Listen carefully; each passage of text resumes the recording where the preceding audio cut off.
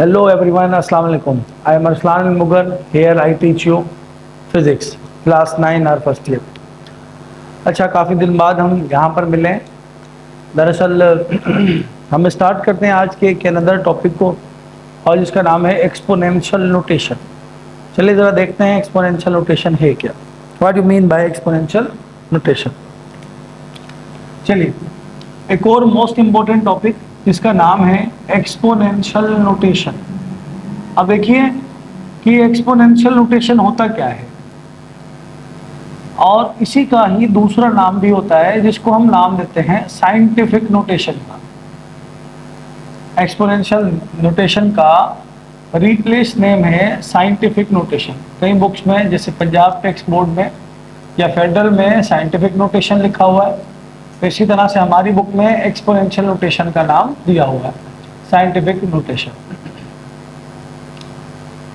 अब हर चीज़ की ना, कोई भी चीज़ आज तक साइंटिस्ट ने दरियाफ्त की है ना, उसका सबसे बड़ा जो रीज़न है ना, कारण है, वो कारण ये है कि वो रीज़न ये है कि वो चाहते हैं कि हम अपने टाइम को बचाएं, कि टाइम इस दुनिया का सबसे कीमती चीज़ है जिसको जितना हो सके बचाया जाए। तो यहाँ पर भी कुछ इसी तरह से साइंटिस्ट ने सोचा क्यों ना अब थोड़ा टाइम को बचाया जाए, और इसी तरीके से इस एक टॉपिक को, साइंटिफिक नोटेशन को उन्होंने इन्वेंट किया, बताया, हमें समझाया कि साइंटिफिक मेथड एक ऐसा। मैं एक एग्जांपल के साथ इस टॉपिक की डेफिनेशन लिखता हूँ। अब सपोज करिए कि आपके पास ना एक एग्जांपल है। अब उस एग्जांपल में हमारे पास ना हम दो नंबर्स लिखते हैं। अब दो नंबर्स में एक मैं लिखता हूँ mass of earth, mass of earth लिखता हूँ, और दूसरा ना मैं यहाँ पर एक और नंबर लिखता हूँ, दूसरा मैं लिखता हूँ मास ऑफ इलेक्ट्रॉन। ये दो मासेस में डिस्कस करता हूँ आपके साथ। अब इन वर्ड्स, इन नंबर्स, अगर मैं मास ऑफ अर्थ को लिखता हूँ ना, तो मास ऑफ अर्थ को मुझे लिखने के लिए यहाँ पर लिखना होगा 5, 9, 8, 2, 3, 4, 5, 6, 7, 8, 9, 10, 11, 12, 13, 14, 15, 16, 17, 18, 19, 20, 21, 22, 23, 24, 24। तो ये हमारे पास हो गया मास ऑफ अर्थ। तो आप देखिए एक बहुत ही बड़ा नंबर हमारे पास मौजूद है, एक काफी ज्यादा ह्यूज, एक बड़ा नंबर, बहुत बड़ा नंबर हमारे पास मौजूद है, जिनकी अगर काउंटिंग करने चले यूनिट 10, 100, 1000, पता नहीं, हमें तो शायद यहाँ तक पहुंच ही नहीं पाए। तो यहाँ पर हमारे पास कितना है? अगर मैं मास ऑफ इलेक्ट्रॉन की बात करूं तो मैं यहाँ पर मास ऑफ इलेक्ट्रॉन लिखता हूँ 0.1, 2, 3, 4, 5, 6, 7, 8, 9, 10, 11, 12, 13, 14, 15, 16, 17, 24, 25, 26, 27, 28, 29, 30, और ये हो गया हमारे पास 31। अब ये हमने क्या लिखा? ये अगेन मास ऑफ इलेक्ट्रॉन लिखा। अब ये भी हमारे पास बहुत ज्यादा छोटा नंबर। कितना छोटा नंबर हो गया, कितना छोटा। तब ना साइंटिस्ट भी कुछ इस तरह के नंबर्स को लिखते वक्त बड़े परेशान थे कि एक बहुत बड़ा नंबर, एक बहुत छोटा नंबर, आखिर हम बड़ी आसानी के साथ किस तरह से लिखें, बड़ी आसानी के साथ, जिसमें हमें टाइम ना लगे, कि टाइम हमारे लिए बहुत कीमती। अब सोचिए कि अगर मैं आमतौर पर इसे 10 टाइम्स लिखना चाहूं तो मुझसे कहीं ना कहीं इसमें गलती हो जाएगी। कभी एक जीरो ज्यादा लग जाएगा, कभी एक जीरो कम लग जाएगा, यहाँ पर भी एक जीरो ज्यादा कम हो सकता है, तो गलती हो सकती है। एक तो टाइम ज्यादा लग रहा है, दूसरा गलती भी हो सकती है। साइंटिस्ट ना इन चीज़ों को थोड़ा सा परे रखते हैं खुद से, कि इनसे कोशिश करते हैं कि हमसे ना ही गलती हो और ना ही हमारा ज़्यादा वक्त लगे किसी एक चीज़ को समझने में, बताने में, या फिर कोई काम करने में। चलिए अब ज़रा यहाँ पर ना, अब साइंटिफिक नोटेशन ना इसी चीज़ को बड़ी ही आसानी के साथ लिखने में मदद देता है। तो हमने यही कहा कि साइंटिफिक मेथड एक ऐसा मेथड है, इट इज़ अ मेथड, ये एक ऐसा मेथड है जिसमें in which we easily write, हम बड़ी आसानी के साथ लिख सकते हैं, we can easily write a very, एक बहुत बड़ा number, a very large value और नंबर आर या एन वेरी स्मॉल नंबर, बहुत ही छोटा नंबर। जैसे एग्जांपल के तौर पर ये हमारे पास बहुत बड़ा नंबर हुआ, लार्ज नंबर, और ये हमारे पास बहुत छोटा नंबर, स्मॉल नंबर, स्मॉलेस्ट, बहुत छोटा नंबर हो गया। इसका कहने का मकसद ये हुआ, एक्सपोनेंशियल नोटेशन ना इसी में ही मदद देती है कि हम बहुत बड़े नंबर को बहुत आसानी के साथ लिख लें, जिसको पढ़ने में लिखने में बड़ी ही आसानी हो, और इसी तरह से बहुत छोटे नंबर को बहुत आसानी के साथ लिख लें, जिसको पढ़ने और लिखने में बहुत आसानी है। अब ना इसके लिए एक सिंपल सी फॉर्म दी गई। अब एक्सपोनेंशियल फॉर्म जरूर ये पावर वाली फॉर्म होगी। आपको मालूम है एक्सपोनेंट लफ्ज ही पावर को शो करता है। यहाँ पर ना, यहाँ पर तो हम इस एक्सपोनेंशियल नोटेशन में इसको लिखने का एक तरीका, पैटर्न है। वो पैटर्न ये है कि सपोज करो ये m, और m मल्टीप्लाई होता है बेस 10 के साथ, और 10 के ऊपर होती है कोई ना कोई n पावर। अब ये n किसको शो कर रहा है? ये शो कर रहा है एक्सपोनेंट को, या फिर आप लिखें पावर को।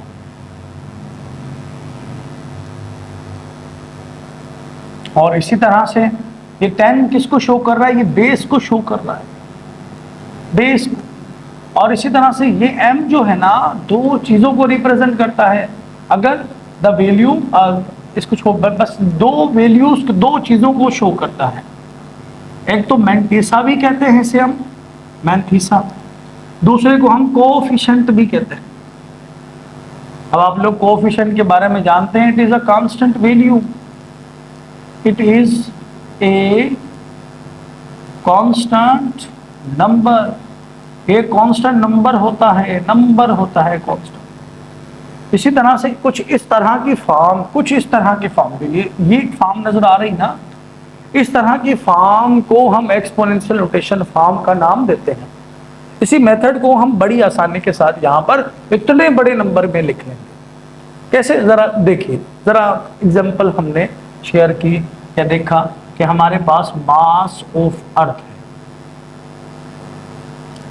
इस मास ऑफ अर्थ को मैं कुछ इस तरह से यहाँ पर लिखता हूँ कि 5, 9, 8, 1, 2, 3, 4, 5, 6, 7, 8, 9, 10, 11, 12, 13, 14, 15, 16, 17, 18, 19, 20, 21 एंड 22। अब ना ये एक वैल्यू हमारे पास बहुत बड़ी वैल्यू हमारे पास नजर आ रही है। अब आपको ना इस फॉर्म में कन्वर्ट करना सिंपली, कुछ मैं मैथमेटिक्स के रूल अप्लाई करूंगा, कुछ सिंपली आप देखना। क्या आपको मालूम है, जब भी हम किसी भी नंबर, जो एक नंबर है हमारे पास, अगर इस नंबर में कहीं भी पॉइंट मौजूद नहीं, आप कहेंगे कि सर इसके आखिरी में पॉइंट है, ये पॉइंट आपको इसके आखिरी, कोई भी नंबर हो, कोई भी, जैसे 1 लिखा मैंने, 1 के आखिर में पॉइंट होता है। 100 लिखा, याद रखना इसके आखिर में भी पॉइंट होता है। 1000 ये लिखा तो इसके आखिर में भी पॉइंट होता है। 98 लिखा, इसके आखिर में पॉइंट होता है। तो इसी तरह से तो हमने कहा कि ये पॉइंट होगा। और एक और चीज कि हम ना क्या करते हैं कि यहाँ पर मैं 10 के ऊपर पावर 0 लगा देता हूँ। और आपको एक चीज मालूम है ना कि इस दुनिया में कोई भी चीज, कोई भी लफ्ज लिखें, अगर उसके ऊपर डिग्री या पावर 0 आ जाए ना, वो 1 के इक्वल होता है, 1 के इक्वल होता है। लाइक दिस वन, कि हमने कहा 10 के ऊपर पावर 0 तो बराबर किसके? सर 1 के। इसी तरह से हमने कहा 5 के ऊपर पावर 0 बराबर किसके? 1 के। इसी तरह से अगर मैं खुद के नाम पर ही 0 लगा देता हूं डिग्री, तो वो भी इक्वल रहेगा किसके? 1 के। इसी तरह से एक सिंपल सी MCQ जो अक्सर पूछ लेता है कि अगर किसी मेंबर पर 0 पावर के ऊपर 0 हो, इट मीन्स किसी नंबर के ऊपर 0 मौजूद हो। अब 0 एक नॉन वैल्यू, मतलब ऐसे कोई कॉन्सेप्ट, मतलब कोई वैल्यू लेस होता है, लेकिन अगर इस पर 0 आ जाता है ना, 0 के ऊपर पावर 0, ये भी बराबर 1 के ही रहता है। ये बातें जहन में रखनी है। चलिए मैं यहां पर इस कॉन्सेप्ट को रखने वाला हूं। मैंने कहा कि मैं मल्टीप्लाई करा दूं 1 से, तो क्या इस वैल्यू पर, इतनी बड़ी वैल्यू पर कोई फर्क पड़ेगा? तो आपको मालूम है कि अगर हम किसी वैल्यू को 1 से मल्टीप्लाई कराएं या फिर हम 1 से डिवाइड कराएं तो वैल्यू पर कोई इफेक्ट नहीं पड़ेगा। इस लिहाज से मैंने यहां पर इस वैल्यू के साथ 1 से मल्टीप्लाई करवा। अब 1 से मल्टीप्लाई करवाने के बाद अब मैं यहां पर इस इक्वेशन की तरफ चलता हूं कि 1 किसके बराबर है? 10 के ऊपर पावर 0। तो मैंने यहां पर 10 के ऊपर पावर 0 पुट कर दिया कि मुझे मालूम है कि ये बराबर है किसके? 1 के बराबर है। अब इसके साथ इसको मल्टीप्लाई करा दूं, इसका आंसर रिमेन्स है। तो यहां तक आपको होप पूरी तरह से कहानी समझ में आई होगी। अब ना मैं पॉइंट को शिफ्ट करवाता हूं। पॉइंट को शिफ्ट किस तरह से कि यहां पर ये पॉइंट मौजूद है, मैंने इस एक बड़ी वैल्यू को एक बिल्कुल सादे नंबर में कन्वर्ट करना है ताकि मैं इजीली लिख सकूं, पढ़ सकूं, समझा सकूं। मैंने कहा कि मैं इस पॉइंट को शिफ्ट करवाने वाला हूं 1 2 3 4 5 6 7 8 9 10 11 12 13 14 15 16 17 18 19 21 22। अरे एक जीरो ज्यादा आ गया, 23 एंड 24। हमने कहा कि 5.98। अब जब भी आपका decimal, it means point left से, ये राइट है मेरा, राइट से लेफ्ट की तरफ मूव करता हो, उस कंडीशन में इस पर जो पावर 0 है, इसमें हम जितनी बार आप शिफ्टिंग करेंगे, जितनी बार मैंने कितनी बार की 24 टाइम, आप उतने नंबर को इसमें ऐड कर दे। मैं 24 टाइम शिफ्ट किया तो मैंने 24 को ऐड कर दिया। 5.98 exponent 24 kilogram is the value, is the mass of earth. ये है आपका मास ऑफ अर्थ, सिंपल। तब देखिए कि इसे पढ़ने में और इसे पढ़ने में बड़ा फर्क है। इसे पढ़ने बैठूं तो मैं कहूंगा कि unit 10 100 1000 10,000 lakh million 10 million 100 million billion 10 billion 100 billion. अब इसके बाद और वैल्यू ही, मतलब और काउंटिंग मुझे खुद नहीं आ रही। इसका मतलब क्या हुआ कि बहुत बड़ी वैल्यू होगी और इस बहुत बड़ी वैल्यू को अब मैं इजीली पढ़ सकता हूं। मैंने कहा कि 5.98 इंटू 10 के ऊपर power 24 kilogram is the value of mass of earth. Simply मैंने पढ़ लिया बगैर किसी परेशानी के, अब अगर मैं इस वैल्यू को 10 बार भी लिखता हूं तो मुझसे कोई गलती नहीं होगी, लेकिन अगर इस वैल्यू को 10 बार लिखता हूं ना तो जरूर मुझसे गलती होगी, जरूर। अच्छा, ये क्या नजर आ रहा है? जितनी बार हमने डेसिमल को शिफ्ट किया, पॉइंट को शिफ्ट किया, उतनी बार ये वैल्यू आप ऐड कर देंगे। होप यहां तक आपको क्लियर होगा। तो अब ना मैं एक और एग्जांपल आपके साथ शेयर कर लेता हूं, एक और एग्जांपल। होप यहां तक आपने नोट किया होगा। तो ये चीज मैं इरेज कर लेता हूं, ठीक है। चलें अब ये भी यहां से थोड़ा सा इरेज कर लेते हैं। अब देखिए, अब ना मैंने कहा कि हमारे पास एक वैल्यू हो, मैंने कहा कि मेरे पास कुछ नंबर है, अदाद है। अब मैंने कहा एग्जाम्पल नंबर 2। अब इस एग्जाम्पल में हमारे पास अगेन एक बहुत बड़ा नंबर, जिसको अगर मैं बार बार लिखने बैठूं तो मुझसे गलती हो सकती है कि मुझे इसके लिए काउंट करने होंगे 0 और हर बार फिर 0 देना होगा, इतने 0 देने होंगे। लेकिन ना फिर से मैं अगर इसको एक्सपोनेंशियल फॉर्म में लिखता हूं, ये कौन सी फॉर्म हो गई भाई? सिंपल फॉर्म हो गई आपकी, सिंपल फॉर्म, सादी हालत। दरअसल SF सिग्निफिकेंट फिगर को शो करता है, इसलिए मैं मुकम्मल नाम लिख रहा हूं, सिंपल फॉर्म। तो ये कौन सी फॉर्म हो गई सर? ये हमारी एक्सपोनेंशियल फॉर्म हो गई। अच्छा, ये भी एक फार्मूले को एम्पिरिकल फार्मूला कहते हैं। चलो यहां पर शो हो रहा है, जैसे मैं इसको पूरी तरह से एक्सपोनेंशियल फॉर्म से ही लिख देता, ठीक है। अब देखिए एक्सपोनेंशियल फॉर्म में इसे कन्वर्ट करना, सपोज तो हमने किस तरह से कन्वर्ट करना होगा? हमने कहा कि ये आपके पास वैल्यू नजर आ रही है, क्या नजर आ रही है, वैल्यू नजर आ रही है। अब इस वैल्यू को लिखना है, फिर से मैंने कहा 1 0 0 अगेन 0 0 0 0। आपने ये नंबर ऐड कर दिए, क्यों, वी नो ना दैट इज इक्वल्स टू 1, ये 1 के बराबर है। इसको रखो ना रखो बात बिल्कुल सेम है, ठीक है, क्लियर है। चलिए, एडिशन नहीं मल्टीप्लिकेशन हो दरमियान में, ये जहन में रखना, एडिशन नहीं, वैल्यूज चेंज हो जाएंगे एडिशन से। चलिए, आपने लिखा 10 के ऊपर पावर 0। अब यहां पर आपका डेसिमल, हर नंबर के साथ डेसिमल, पॉइंट को शिफ्ट कराते हैं 1 2 3 4 5 6 7 एंड 8, मतलब मैं लिख सकता हूं 1 एक्सपोनेंट 8। अब ये 0 कहां गए, ये वैल्यू लेस हो गए। कैसे वैल्यू लेस हो गए, जरा ये भी देखिएगा, ताकि आपको ये हो गई हमारी कौन सी फॉर्म, सर ये हो गई हमारी एक्सपोनेंशियल फॉर्म। इसको हम आसानी से पढ़ सकते हैं 1 इंटू 10 के ऊपर पावर 8।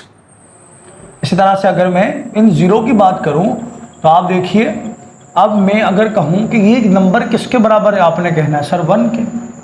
चलो ये नंबर तो कोई ना कोई वैल्यू सर 1 के बराबर, चलो ये नंबर तो कोई ना कोई वैल्यू रखता होगा, ये भी बराबर है किसके, 1 के ही बराबर है। इसका कहने का मकसद हुआ कि यहां पर ये 0 वैल्यू लेस शो हो रहे हैं, किसकी वजह से, इस पॉइंट की वजह से वैल्यू लेस शो हो रहे हैं, और यही वजह है हमने यहां पर इन 0 को नहीं लिखा। अब यहां तक आपको पूरी तरह से कहानी समझ में आ चुकी होगी। तो इस तरह से मैं एक और एग्जाम्पल आपके साथ शेयर करता हूं कि मैंने कहा एक नंबर और लिखता हूं मैं, एक और एग्जाम्पल, एक और नंबर। अब एक और नंबर वो मैं लिख लेता हूं 8 0 0 0 0 मैं, हाँ ठीक है 0 0 0 0। अच्छा, अगर हम, हाँ ठीक है, कुछ ये नंबर ले लिया मैंने। अब ना मैं चाहता हूं कि डेसिमल से पहले एक ही नंबर हो, डेसिमल से पहले एक नंबर हो, और फिर से आप सादी हालत में लिखो इसको एक्सपोनेंशियल फॉर्म में। तो मैंने इसे एक्सपोनेंशियल फॉर्म में लिखा। पॉइंट जितनी मर्तबा आप शिफ्ट करेंगे उतनी मर्तबा आपने पावर, भाई 10 के ऊपर पावर 0 ये तो है 9 के साथ, ठीक है, ये है क्योंकि 1 के बराबर, और 1 के साथ कोई भी चीज़ को आप मल्टीप्लाई करें, कोई भी चीज़ को आप डिवाइड करें, आंसर रिमेन सेम। आपने कहा ये इसके साथ है, यहाँ पर पॉइंट भी है। अब शिफ्ट करते हैं, अब शिफ्ट करना मतलब आपके लिए मसला हो रहा है, तो आप नंबर काउंट करो, कितनी कैसे, 1 2 3 4 5 6 7 8 9, और ये हो गया 9 के बाद 10। तो आपने लिखा 8.8 exponent power 9, sorry 10 exponent power 10। Reason क्या है 10 लिखने का, 9 मर्तबा तो 0 हो गए, और हमने यहां पर पॉइंट पहुंचाने के बाद फिर एक और बार शिफ्ट किया, जिसकी वजह से 1 और ऐड किया तो 10 हो गया, और ये हो गई हमारी कौन सी फॉर्म, एक्सपोनेंशियल फॉर्म। ये तो एक सादा सा टॉपिक हुआ एक्सपोनेंशियल नोटेशन का, ठीक हो गया।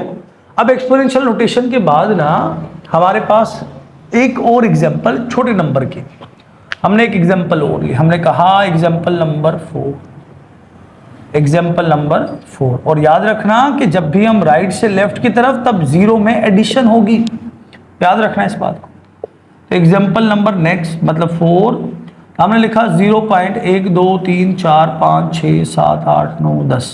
चलिए मैं यहाँ पर 1 लिखता हूँ। मैं कहता हूँ ये काफ़ी छोटा नंबर मुझे नज़र आ रहा है, काफ़ी छोटा, बहुत छोटा हो गया ना, मतलब 1 का पता नहीं कितना हिस्सा होगा, पता नहीं कितने हिस्से करने पड़ेंगे कि हमें। चलिए अब इसको मुझे ना बड़ी सिंपल सादगी से लिखना है, सादगी में मैं पढ़ सकूँ ना, पढ़ सकूँ। चलिए मैंने लिखा कि मैं पॉइंट को अब फिर से शिफ्ट कराता हूँ, लेकिन आप देखें कि जब हम पॉइंट को राइट से लेफ्ट की तरफ ले जा रहे थे तब हमने प्लस किया, अब मैं पॉइंट को लेफ्ट से राइट की तरफ ला रहा हूं, लेफ्ट से राइट की तरफ ला रहा हूं, अब पावर माइनस होगा, अब पावर क्या होगा, माइनस होगा। जितनी बार शिफ्ट करो उतने माइनस के ऐड कर देना, 1 टाइम 2 टाइम 3 4 5 6 7 8 9 एंड 10। अब देखो यहां तक 10 तक तो आपने कहानी लिखनी है 0, क्योंकि 0 तो है ना, पॉइंट यहां पर शिफ्ट किया, पॉइंट के बाद कौन 1, कितनी बार शिफ्ट किया सर, 10 टाइम एक्सपोनेंट माइनस का 10। लेकिन ना हमें डेसिमल से पहले वैल्यू चाहिए, मतलब 1 चाहिए, तो मैंने लिखा 1 एक्सपोनेंट माइनस का 11। ये हमारी कौन सी फॉर्म हो गई, एक्सपोनेंशियल। अब बताओ जरा इसको पढ़ना स्टार्ट करो। हमने कहा 0.00000000001, काफी लंबा नंबर हो गया, इसको पढ़ने में ही हमें टाइम लग रहा है। हम क्या चाहते हैं यहाँ पर कि हमारा टाइम थोड़ा सा प्रिजर्व हो जाए, बचा लिया जाए। तो हमने जब इसे लिखा तो हमने लिखा 1 एक्सपोनेंट माइनस 1 इंटू 10 के ऊपर पावर माइनस का 11। ये क्या है? एक्सपोनेंशियल फॉर्म है, सिंपल लिख दिया और बड़ी आसानी के साथ। तो इस तरह से हम एक और एग्जाम्पल शेयर करते हैं। एक एग्जाम्पल और किस तरह से, देखो एग्जाम्पल नंबर 5। अब मैंने एक नंबर और लिखा, मैं मास ऑफ प्रोटॉन को लेता हूँ 4 5 6 7 8 9 10 11 12 13 14 15 16 17 18 19 20 21 22 23 24 25 26 और ये 1 फिर 6 और साथ में किलोग्राम यूनिट की पहचान लाजमी। चलिए अब मैं पॉइंट को कुछ लेफ्ट से राइट की तरफ, अब आपको एक बात तो जहन में है, लेफ्ट से जब भी राइट जाता है तो एक्सपोनेंट के ऊपर पावर माइनस में आता है। जितनी बार शिफ्ट करो आप, 1 2 3 4 5 6 7 8 9 10 11 12 13 14 15 16 17 18 19 20 21 22 23 24 25 26 हमने यहां पर लिखा, लेकिन 26 पहुंचा कहां तक? यहां तक पहुंचा ये 26। तो अब हमने क्या लिखा? हमने साथ में लिखा 0.16 इंटू 10 के ऊपर पावर माइनस का 26, लेकिन ना किलोग्राम, लेकिन ना आपने अब कुछ और शेयर किया, मतलब एक और बार हमें डेसिमल चाहिए, डेसिमल से पहले एक वैल्यू चाहिए। हमने 1 पॉइंट, फिर से लेफ्ट से राइट, लेफ्ट से राइट, मतलब माइनस का 1 ऐड होगा तो माइनस का 1 और माइनस का 26 हो गए, माइनस का 27 किलोग्राम। ये हमारे पास देखो ये क्या हो गई? एक्सपोनेंशियल फॉर्म हो गई। होप आपको एक्सपोनेंशियल फॉर्म बड़ी ही आसानी से समझ में आ गई होगी। अब ना नोट कर लीजिए इसे। अब ना साइंटिस्ट कहते हैं कि हमें ना बिल्कुल बहुत बहुत अच्छा समझ में, मतलब बड़ी आसानी से हमने ये चीज़ें निकाल ली, बहुत आसानी से, सिंपल। उन्हें अच्छा लगा कि भाई अब ना हमें कोई मसला नहीं है, हमें कोई दिक्कत नहीं, हमें कोई प्रॉब्लम नहीं है। अब ना हम चीज़ों को बड़ी सेफली लिख सकते हैं, आसानी से लिख सकते हैं, हमें कोई प्रॉब्लम नहीं अब। लेकिन फिर से हले पे वीडियो हले पे सही है। तो फिर से साइंटिस्ट ना अब सोचते हैं कि हमें ना थोड़ा टाइम लग रहा है। साइंटिस्ट है ना अपने टाइम को बचाते हैं। अब फिजिक्स वाले हमेशा कहते हैं कि हमारा टाइम जितना हो सकता, देखो ना हम छोटी गाड़ी से बड़ी गाड़ी क्यों ले रहे होते हैं? इसका रीजन क्या? टाइम को हम बचा सके, लग्जरी लाइफ का एंजॉय कर सके, लग्जरी लाइफ को। इसी तरह से इन चीज़ों को बड़ी ही आसानी के अपने टाइम को, वक्त को बचा सके, वक्त को बचा सके। जैसे अक्सर कई लोग वेन, गाड़ी, ट्रेन में सफ़र कर रहे होते हैं, कई लोग जहाज़ में क्यों कर रहे होते हैं? क्योंकि हम जो जहाँ 16 घंटे में पहुँचते हैं वहाँ जहाज़ 1.5 घंटे में, 1 घंटे में पहुँचते। तो इससे अच्छा है कि हम जहाज़ सफ़र करें और अपने टाइम को बचा सकें। साइंटिस्ट भी यही चाहते हैं। बात हजम नहीं है उनको इस एक्सपोनेंशियल फॉर्म से भी परेशानी होना स्टार्ट हो गई। उन्होंने कहा क्यों ना कोई ऐसे नाम को बना लें कि हम नाम लिखें, हमारा काम हो जाए, हमें ज़्यादा एक्सपोनेंशियल फॉर्म भी लिखने की ज़रूरत ना पड़े, बहुत आसानी के साथ हम लिख लें। तो इन्होंने फिर इसी एक्सपोनेंशियल नोटेशन की बेस पर एक और चीज़ को लिखा जिसका नाम था प्रीफिक्सेस। अब प्रीफिक्सेस क्या होती हैं? It is the constant value. Prefixes क्या हैं? It is a constant values. ये क्या है? कांस्टेंट वैल्यूज हैं। ये क्या है भाई? कांस्टेंट वैल्यूज हैं, ठीक है। एंड और इनके साथ दे हैव, इनके पास अपना, दे हैव ऑन सिंबल, और इनके पास होगा अपना एक सिंबल, ठीक है, सिंबल होगा, याद रख लेना इस बात को। चलिए अब याद रखना इस बात, मतलब कोई ना कोई कांस्टेंट वैल्यू, उस कांस्टेंट वैल्यू के साथ सिंबल लाजमी होगा। अब जरा देखो, आप लोग ना मार्केट में गए, आपने 3 बातें इस्तेमाल की, 3 बातें, तीनों बातों को हम बराबर रखेंगे, ठीक है। एक स्टूडेंट मार्केट में जाता है और उसने कहा मार्केट में जाकर तीन बातों के नाम ना बिल्कुल सेम होंगे, तीन बातें बिल्कुल एक जैसी होंगे, लेकिन ना दो बातें तो आपको समझ में आएंगी लेकिन दुकानदार को नहीं। लेकिन एक बात समझ में आएगी। चलो जरा देखिए कैसे, किस तरह से। आपने एक दुकानदार के पास पहुंचे और कहा 1000 ग्राम चावल दे दे। क्या दे दें? चावल दे दो भाई। और फिर से वो कहता है कि दरअसल ना मुझे 1 × 10 के ऊपर पावर 3 ग्राम चावल चाहिए। और फिर से ना लास्ट में कहता है 1 किलोग्राम चावल दे दो। तब फिजिक्स पढ़ने वालों को पता होगा कि दरअसल 1000 ग्राम 1 किलोग्राम को शो कर रहा है, 1000 ग्राम 1 × 10 के ऊपर पावर 3 ग्राम को शो कर रहा है। लेकिन अब उस दुकानदार को इन दो बातों को समझने में बड़ी परेशानी होगी। और जैसे ही आप ये तीसरी बात करेंगे ना कि हाँ अच्छा 1 किलोग्राम चावल चाहिए, और आपको 1 किलोग्राम चावल दे देंगे, 1 किलो चावल आपको दे देंगे बड़ी आसानी के साथ। अब हमारे दिमाग में आया ये क्या चीज है, ये तो हमने पढ़ा ही नहीं, ये क्या चीज है? दरअसल इसी को कहते हैं प्रीफिक्स। प्रीफिक्स क्या है भाई? एक कांस्टेंट वैल्यू है और ये वैल्यू किसके बराबर? 1000 के बराबर। ये वैल्यू किसके बराबर? 1000 के। इसी को प्रीफिक्स कहते हैं। याद रखना कि है क्या? एक कांस्टेंट वैल्यू है। यही बात ना, कांस्टेंट भी कहा कांस्टेंट वैल्यू है, बस इसके बाद अपना सिंबल होगा, ये रहा सिंबल। ओन आइडेंटिटी, अपनी पहचान होगी भाई पहचान। अब ना इन प्रीफिक्सेस की बेस पर हम बात करते हैं। तो दरअसल अब साइंटिस्ट ने ना और ज्यादा आसानी पैदा करने के लिए प्रीफिक्सेस को बनाया। अब उन प्रीफिक्सेस में हम कुछ प्रीफिक्स लिखेंगे और उनके साथ देखेंगे कि वो किसके बराबर हैं, और उसी के साथ उनके सिंबल्स को भी देखेंगे कि सिंबल किस तरह से लिखें। ठीक है। और उसी के साथ ना हम उनकी एक्सपोनेंशियल फॉर्म, मतलब साइंटिफिक फॉर्म को भी देखेंगे कि उनकी साइंटिफिक फॉर्म क्या। और उसी के साथ ना हम कुछ बातें और देखेंगे।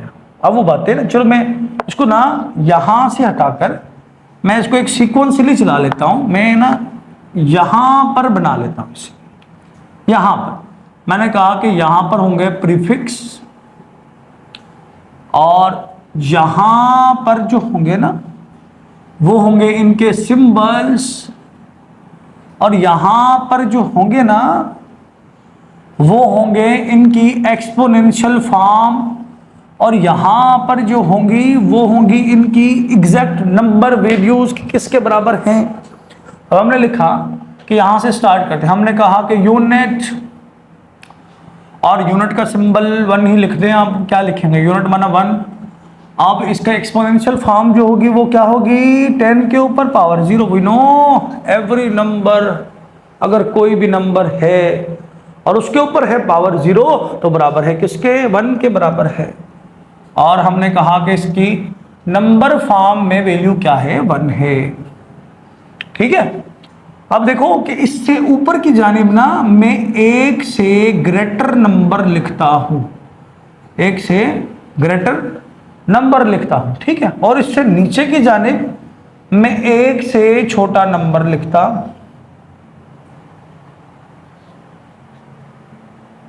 हाँ, x बड़ा है 1 से, x छोटा है 1 से, यहां पर नीचे की जानिब। ठीक है। ऊपर की जानिब x बड़ा है, नीचे की जानिब x छोटा है। चलिए पहले छोटे की जानिब। तो आपने पहले लफ्ज ना सुने हुए होंगे, ये छोटे वाले ना लफ्ज, ये आपने पहले सुन, बड़े भी सुने होंगे लेकिन छोटे भी सुने होंगे। चलिए जरा इनको देखते हैं। हमने कहा यूनिट, क्या ये लफ्ज आपने पहले कहीं सुना? डेसी जरूर सुना होगा सर, डेसीमीटर क्यूब, डेसीमीटर। ठीक है।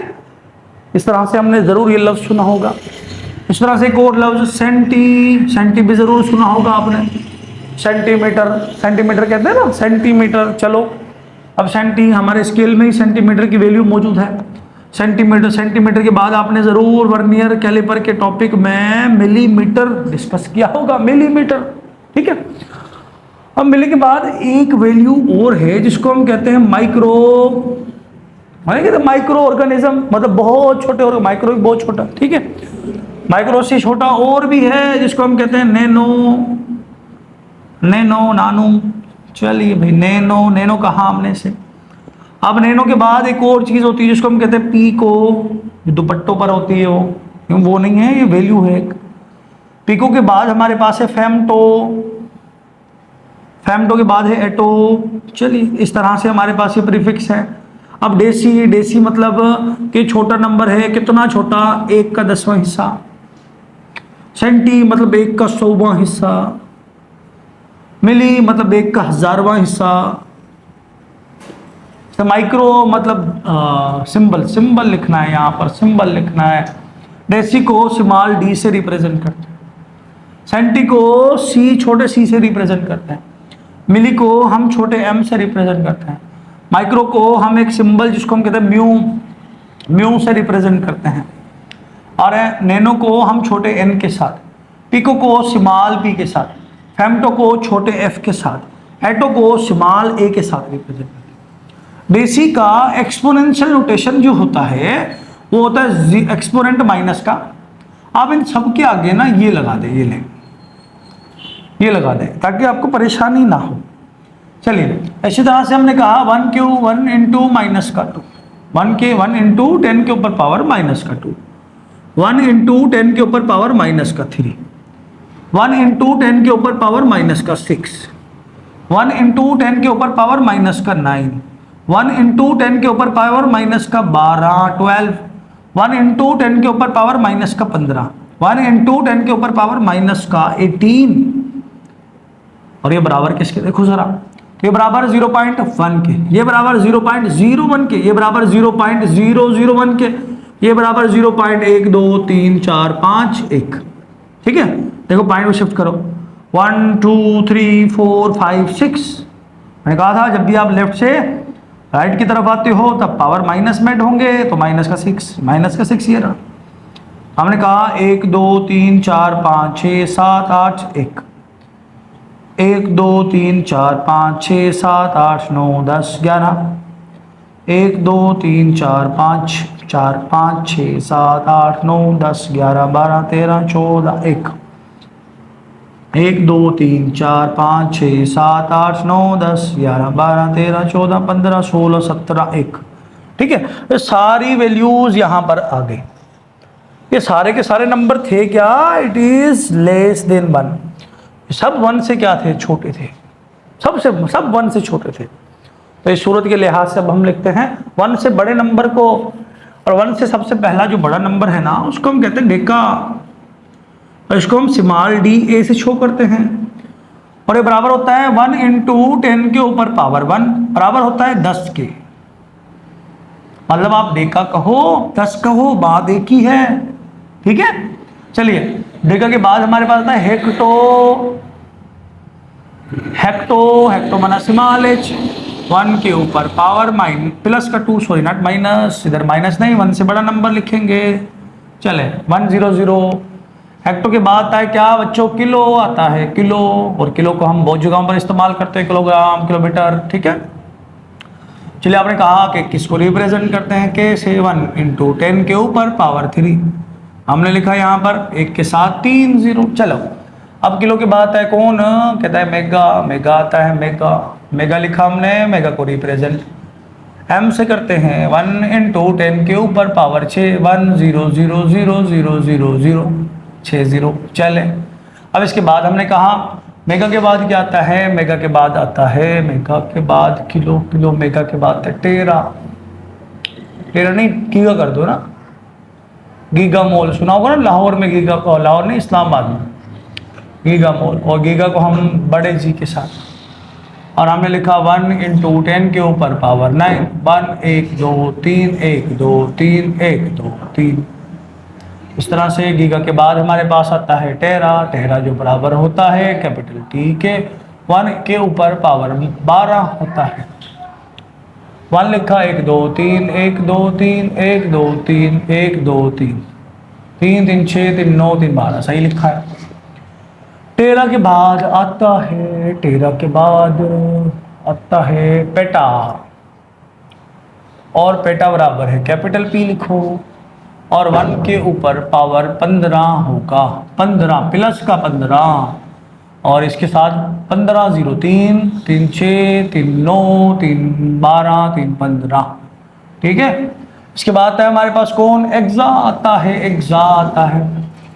एक्सा जो है ई के साथ 1 इंटू 10 के ऊपर पावर 18, 1 2 3 4 5 6 7 8 9 10 11 12 13 14 15 16 17 और 18। चलिए इन नंबर्स को हम नाम देते हैं प्रीफिक्सेस का, और इनको हम कई जगहों पर इस्तेमाल करते हैं। जैसे एग्जांपल के तौर पर आपने कहा, आपने यहाँ पर कुछ चीज़ें ना, कुछ एग्जांपल शेयर की, जैसे कि किलो, किलो तो हम बहुत कॉमनली यूज़ करते हैं ना। हमने कहा 1 किलोग्राम आटा दे दो, तो मतलब 1000 ग्राम आटा दे दो। इट मीन्स हम कह सकते हैं 10 के ऊपर पावर 3 ग्राम आटा दे दो, ठीक है। इस तरह से हम कह सकते हैं, इसको बहुत कॉमनली हम इस्तेमाल करते हैं, ताकि क्यों, क्योंकि टाइम बच सके हमारा। हमें कहो 1000 ग्राम आटा दे दो, 1 किलो आटा दे दो, मुझे बोलने में ही बहुत कम टाइम लग रहा है, किसमें, 1 किलोग्राम कहने में।